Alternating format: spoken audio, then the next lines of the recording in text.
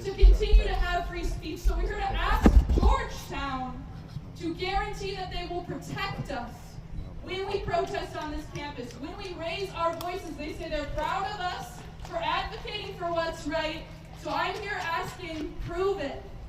Guarantee that we'll continue to be out here. We'll continue to be able to protect each other, to keep us safe, and to fight for all of our causes. Thank you so much.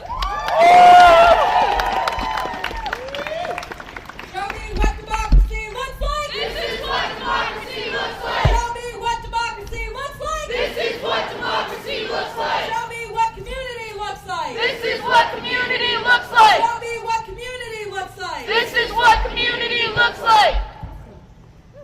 Our next speaker today is Washington's 7th District Representative Camilla Jayapal. Representative Jayapal is the first South Asian American woman elected to the U.S. House of Representatives and is the chair of the Immigrant Task Force for the Congressional Asian Pacific Caucus and a vice chair of the Congressional LGBTQ Equality Caucus, where she co-chairs the Transgender Equality Task Force. She also serves as a ranking member of the Subcommittee on Immigration Integrity, Security, and Enforcement within the National Judiciary. Hey everybody, thank you so much to Sunrise and to Free DC and to all of you for being here. I am an organizer first and foremost. I just happen to be doing it in Congress now after 20 years outside, and I'm a Hoya. When I was a senior at Georgetown right here in Copley, and I used to look out at the square and be a part of the protest here, and it makes me so happy to see you all here because the previous speaker is absolutely right. This is an unprecedented moment in our country where we have an authoritarian leader who is deploying federal troops to Washington, D.C., to cities across the country, militarizing our streets, kidnapping people on the streets, immigrants, people who look Latino and speak Spanish are now being given free rein to be kidnapped from Home Depot corners across the country. And the only bulwark that we have is the people. And so what you are doing here today is so important because at the end of the day, the checks and balances that were supposed to be built into our Constitution so that we could protect our constitutional rights are not working right now. Because when you have a majority party in Congress who refuses to actually hold a president, an authoritarian president, accountable, when you have a Supreme Court that is stacked with corrupt justices who take luxury RVs and trips from donors who come before the Supreme Court, then literally the only check and balance is you. So yes, you are taking a risk today by being here, by walking out with students across DC to say we are going to protect our rights. And what an incredible show of power, people's power it has been this last weekend to see thousands of people on the streets of DC, to see people fighting back against the narrative that we are powerless. We are not powerless. The people have the power. The power doesn't flow from the top down, it flows from the bottom up. And that means that when we withhold our power, when we withhold our willingness to go along with what the authoritarian leader is doing, that is when the people's power wins. They can't win without our support. So don't forget that every single movement, every single event, every single walkout, every single protest, every single act of non-cooperation is part of what it takes to build the people's movement. And you are here today because you believe in a different future than what we have right now. You believe in a future where billionaires don't control the wealth of our planet. You believe in a future where we have a planet to pass on to our children. You believe in a future where working people can earn a decent wage and send their kids to colleges like the one that you're going to today. You believe in a future where there is genuine equality and justice for everyone.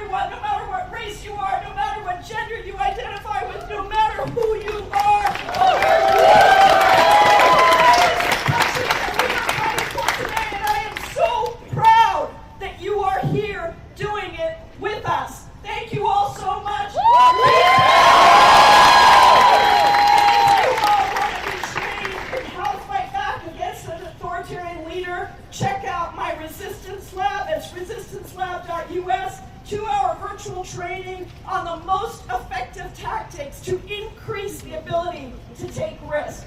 Because that is what it takes in countries around the world. It only happens if you overthrow authoritarian leaders when the people fight back and when the people really put themselves on the line.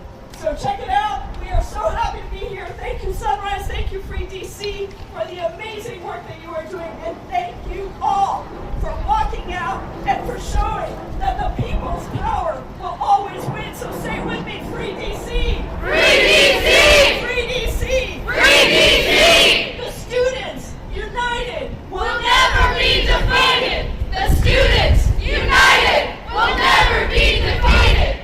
Thank you all so much, and keep at it. We need you.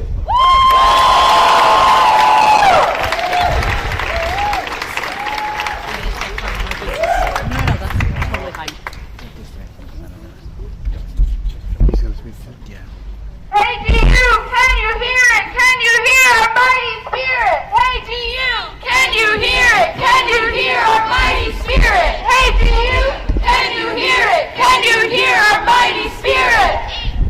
Awesome. Up next is Massachusetts Senator Markey. He is on the Committee on Health, Education, Labor and Pensions, and Environment and Public Works. Markey is a pioneer for climate justice and clean energy in the Senate and was the Senate author of the Green New Deal and has been a champion of progressive causes supporting gun control, single-payer health care, and affordable housing. Beautiful. Thank you all.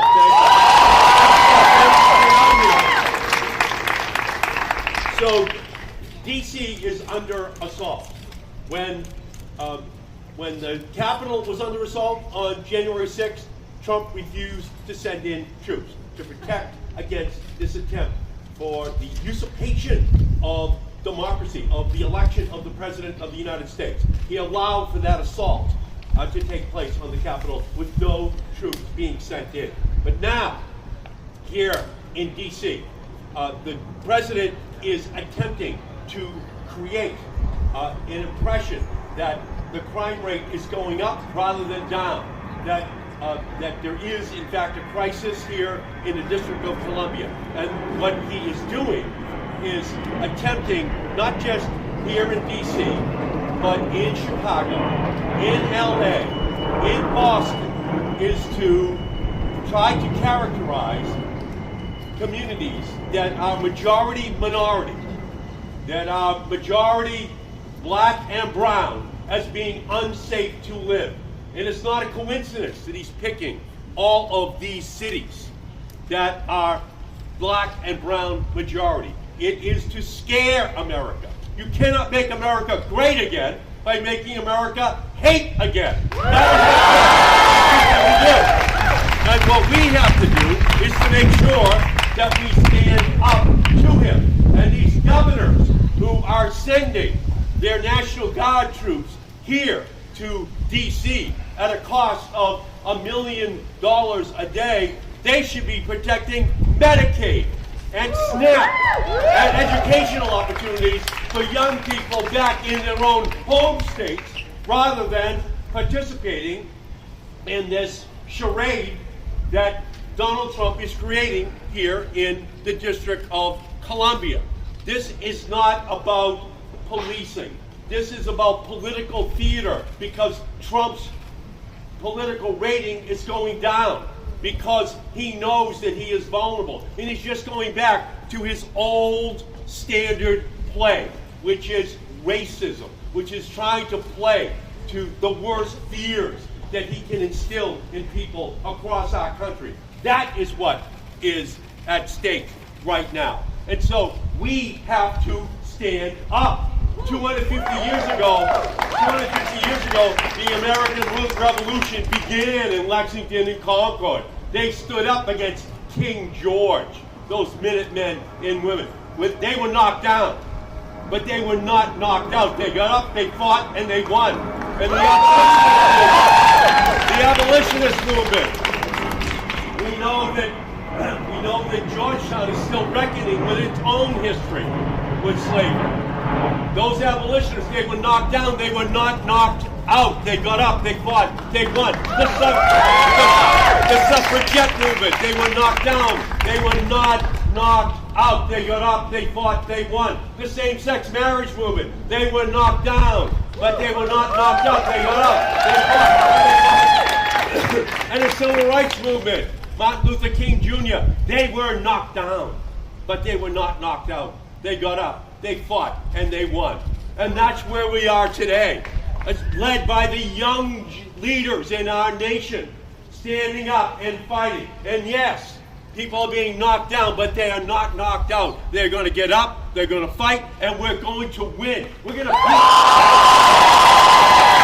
We do not need a king in our country. We do not need a dictator. That is what this is all about. Thank you, Georgetown, for standing and fighting. We will win. And so thank you. We must free DC. Free DC. Free DC. Free DC. Free DC. And free our country of the dictatorship of Donald Trump. Thank you all so much. Tell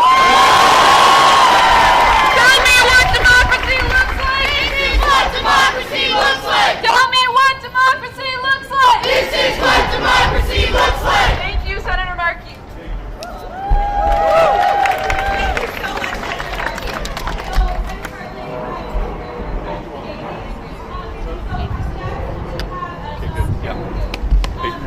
Thank you. Hi. I met you a couple times in the elevator. Yeah, good to see you. Good to see you as well. Tell us about why, Michael. Tell us about why you felt so passionate here today.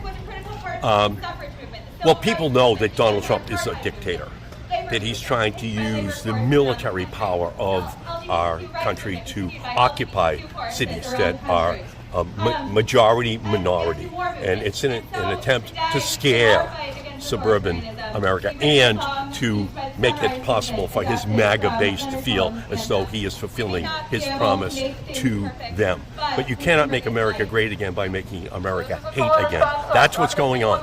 That's what Trump is trying to perpetrate, and these young people today are standing up and saying no, they will not accept that as a part of the culture of our country. What can Congress do to end this federal takeover?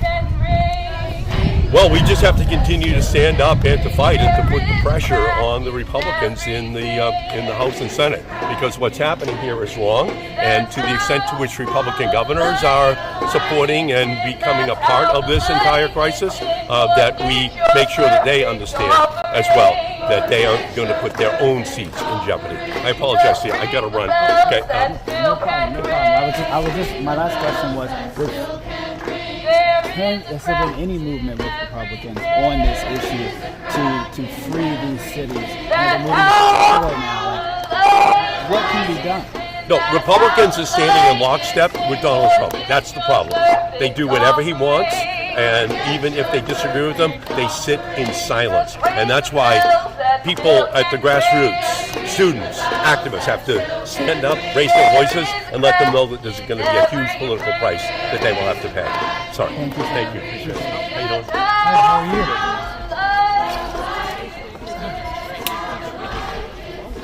Did the other one already leave? Yes. And then we get some more of this. Thank you. Free DC!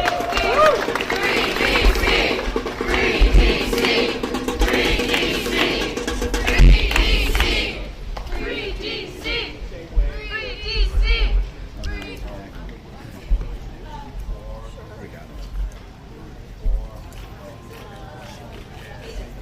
Kaden?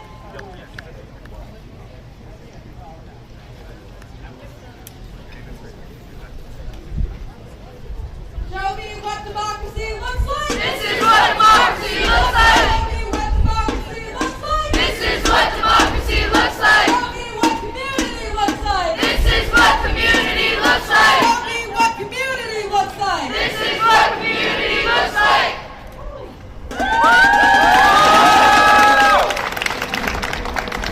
Next is the organizer that I'm honored to call a friend and a colleague, Kaden Binay.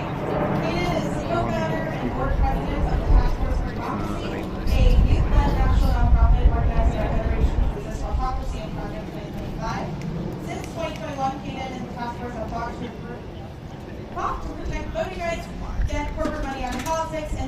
just and inclusive democracy we all deserve. Kaden is also the Free DC Supreme Court Justice.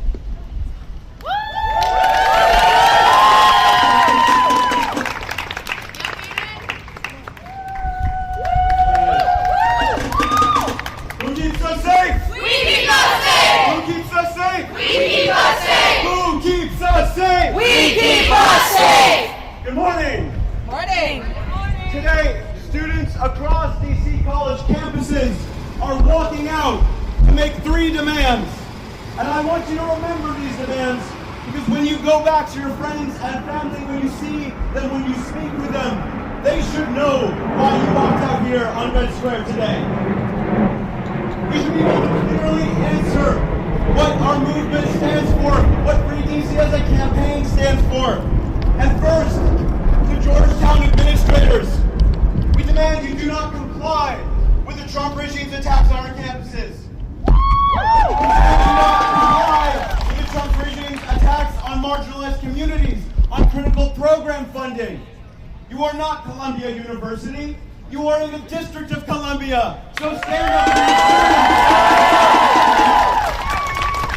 yourself. Do not cooperate with ICE's illegal attacks on our campuses and our communities. So Georgetown, we demand non-cooperation. What do we demand? Non-cooperation! What do we demand? Non-cooperation! What do we demand? Non-cooperation! To Mayor Bowser.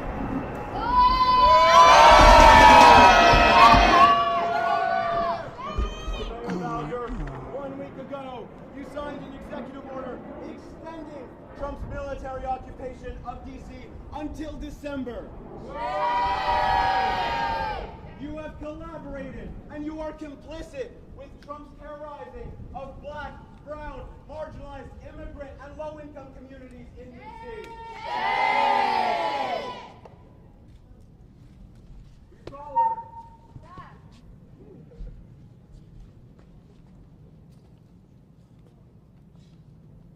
So, to Mayor Bowser, we demand you cease your collaboration with the Trump administration and his military occupation of D.C. We demand non-cooperation. What do we demand? Non-cooperation! What do we demand? Non-cooperation! What do we demand? Non-cooperation!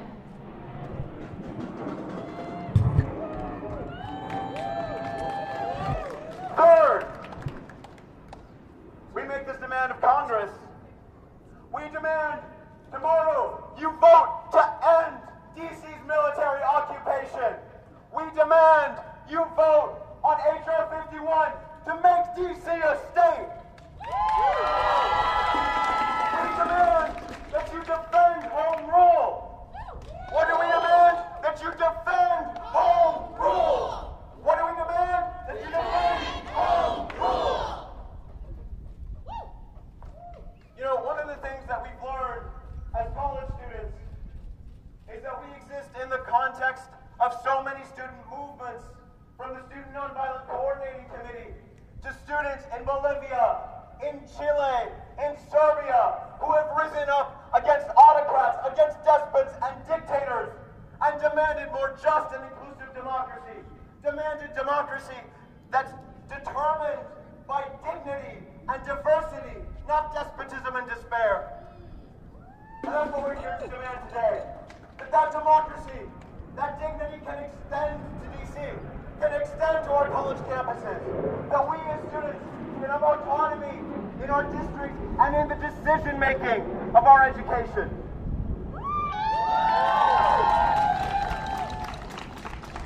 So, when you all go back to your families today, to your friends, when you tell them why you walked out, I want you to remember that today we are here to demand non-cooperation. Because when the textbooks of tomorrow look back on the institutions and their actions today, we need them to remember what light they'll cast them in. And so, even if those institutions fail us, we can always turn and trust each other and feel comforted in the knowledge that who keeps us safe? We keep us safe! Who keeps us safe? We keep us safe! Who keeps us safe? We keep Thank you all so much. It's been a pleasure being out here. Take care.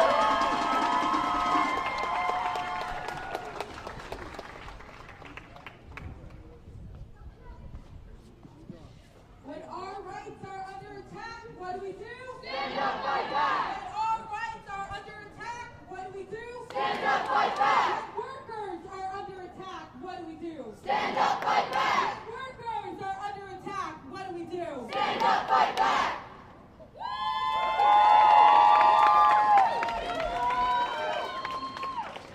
From DC to Palestine, DC to Palestine. Occupation is a crime. Occupation is a crime. DC to Palestine. From DC to Palestine.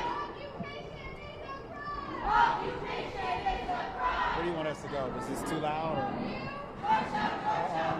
It's a little loud. Maybe we just step this way and I'll shoot back. Just tell me. How you doing? Hi, I'm all right. Remind me your name one more time. Arthur. Arthur, that's right. Yeah, That's right. Say that to meet you. Yeah. I'm gonna make you say it one more time. For Okay, me. sounds good. Sounds good. But you were so passionate up there. We did want to check in with you. But again, just tell me your first and last name. That's and how right. you spell it. That's Kaden, and we may, as in we may walk out today. So, but yeah, and then I'm the Free DC student organizing lead, and also the board president for the Task Force for Democracy. So you are in school here. I'm actually an AU student, but I've been organizing cross campus and helping support these walkouts. Oh, so you're an AU student. That's right. You're going to all of these. Yes, these right. walkouts. Hitting all of them today. Yep.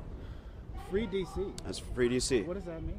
It means that the people of DC, we are joyful and we are resilient, and we believe and deserve the dignity and the democracy that's been afforded to every other state.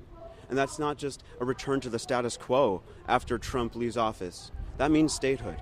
That means that we get rid of the economic and social injustices that have plagued many of DC's communities. That we have a democracy that doesn't just extend to the ballot box, but to the workplace and to our education. And that all people should be dignified in having that here in the city of DC. And so that's what we're here to demand, is home rule. It's self-determination over our own affairs, and it is eventually as well statehood. In the federal takeover. And the federal takeover, and the military occupation, the terrorization of our black and brown, our immigrant, our Latino, our young communities in DC, and make sure that terrorization doesn't extend to our college campuses. Has it? It has. We know one of the first acts of actually the federal takeover wasn't in 2025. It was in 2024. It was when the Trump administration, or not the Trump administration, it was when the House Oversight Committee came to the GW encampment, the Palestine Solidarity encampment there, and they pressured the mayor. They sent her a subpoena. They sent the city police chief, MPD's commissioner, a subpoena to come and testify before the Oversight Committee. And they were saying she wasn't taking harsh enough action against student organizing at GW. And so the night before she was set to testify, she ordered hundreds of MPD cops to storm and brutalize and arrest students that night. The mayor did. The mayor did. And so we've already seen the effects of how the federal government's pressure on our local government has impacted college campuses and students, has led to students getting beaten and bloodied or arrested.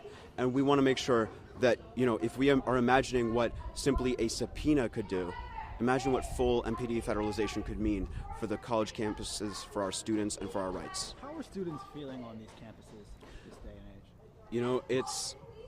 I think we've seen already that Trump has taken a very adverse stance to college campuses and student organizing.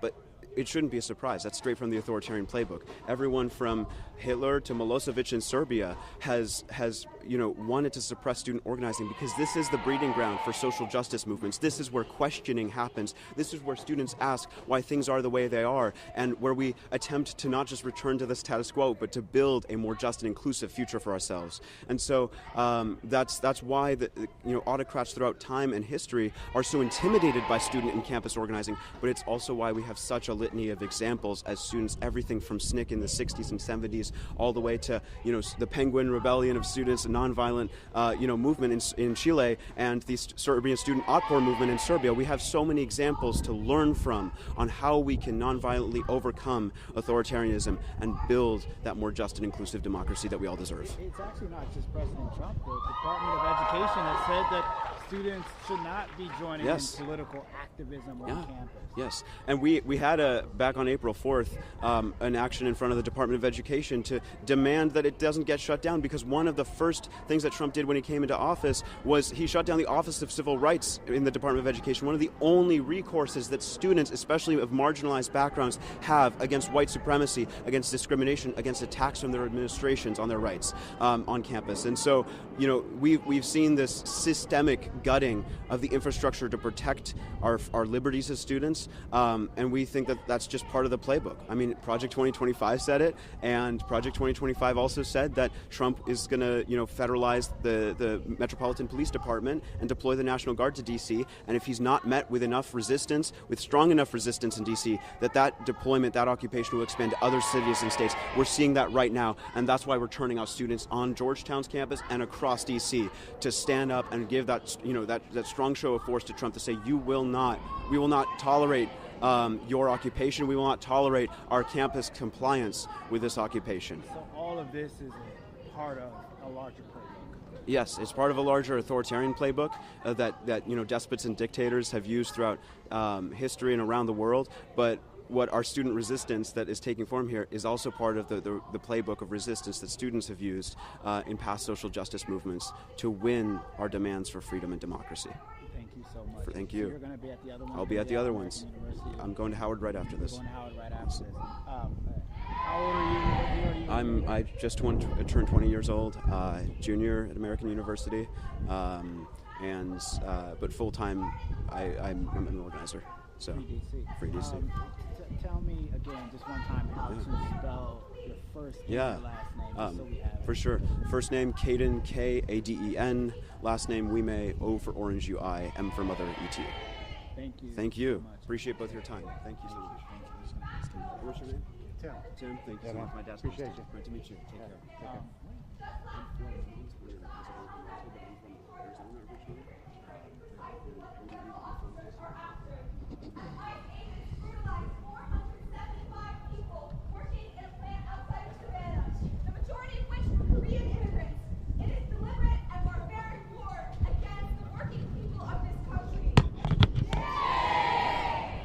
I wish to end this speech by speaking about the place where we currently stand at Georgetown University. Interim President Robert Rhodes, proud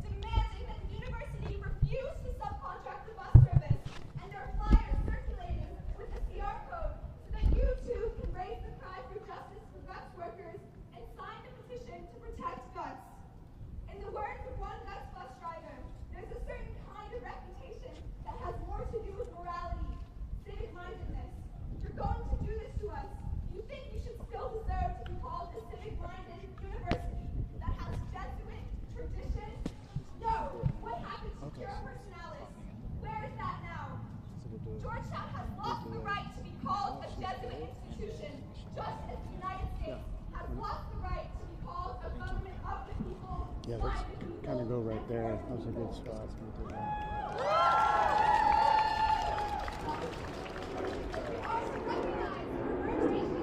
From the backside? Oh, yeah.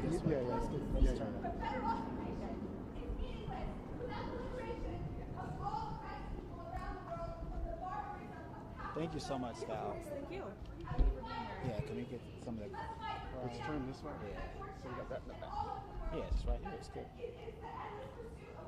Just let me know when you're ready. How are you? I'm doing great. How are you? Doing good? Yeah, good. You're very passionate. I'm going to ask you a tough question. Sure. Spell your first and last name for me, please. Scout Cardillo, SCOUT, CARDILLO.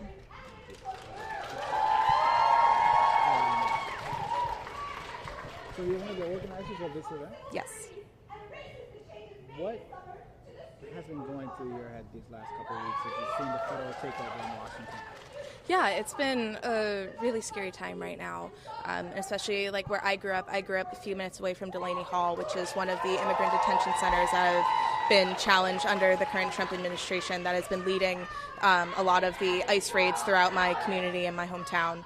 And so seeing that while also seeing the National Guard deployed on our streets and federal agents every time I turn a corner, it's been really surreal. And I know that my neighbors in D.C. didn't have the comfort for me to sit back on the sidelines, and my community at home doesn't have the liberty to have me sit back on the sidelines, so I had to get involved. What does activism mean to you? Activism, that's such a good question. It is the ability to bring voices to the table that have been historically left out of those conversations. It's being able to build the connections within communities who are being threatened and listen to their needs and what they need for their communities in order to live just a more prosperous life and give them the resources to learn how to advocate for themselves, their communities, and bring those voices into conversations on a national level. What was your message here today for this crowd? Yeah, the messaging today is that we cannot comply with the Trump administration, whether it's Georgetown administration or students as a whole.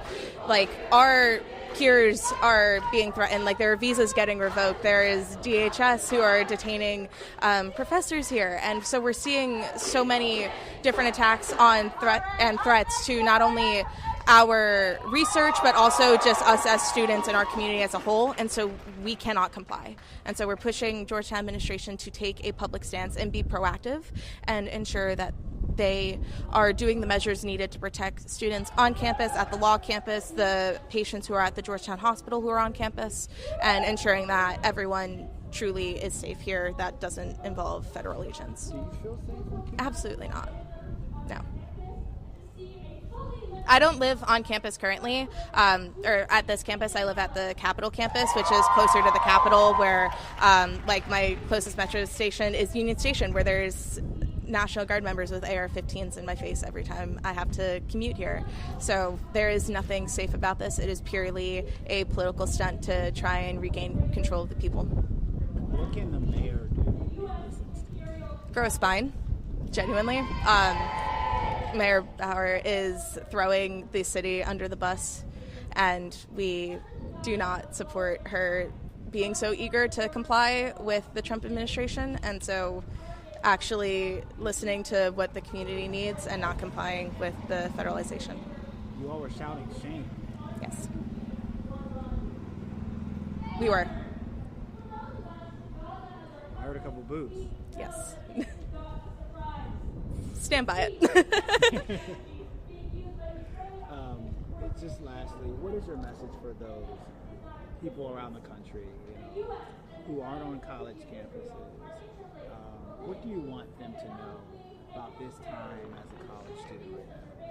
Yeah, it's a surreal time because at the same time as we're trying to go to school and start our jobs or whatever careers that we're going into, we're seeing our communities under attack. We're seeing our neighbors getting kidnapped by ICE on the streets. And regardless of what's happening in D.C., this occupation is going to spread. He's only using D.C. as a testing ground to figure out how much military control he can get of large cities across the country. And so we've already seen him threatening Chicago, we've seen him threatening Atlanta, New York City, L.A., and all of these major cities. And so regardless if you're in D.C. for 4 years for school, 6 years if you're doing grad school, if you live here, you're going to be the impacts of this occupation is going to be followed back to our hometowns. Thank you so much. Of course. Thank you so much for being here. Anything that I missed that you wanted to add? I think you got it all. Awesome. Thank you so much. All right, take care. You as well. He openly bragged about his immediate rejection of the historic landslide divestment referendum win in the spring. I have to get a little smaller. It's getting smaller. A little bit, yeah. Ongoing genocide of the Palestinian and Gaza that has killed over hundreds of thousands of people to this day. I think we are here. Larger. Yeah. About 100 Yeah. It's like the class is changing, you know. Yeah. I mean, you feel like you got enough shots of like the signs and stuff? Yeah, I think we do. I mean, there's only a couple, you know, and I got them pretty good. Yeah.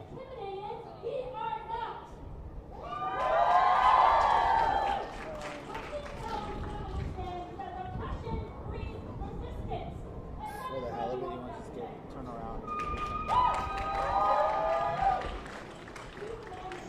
yeah, because they can use evergreen college shots at any point in time.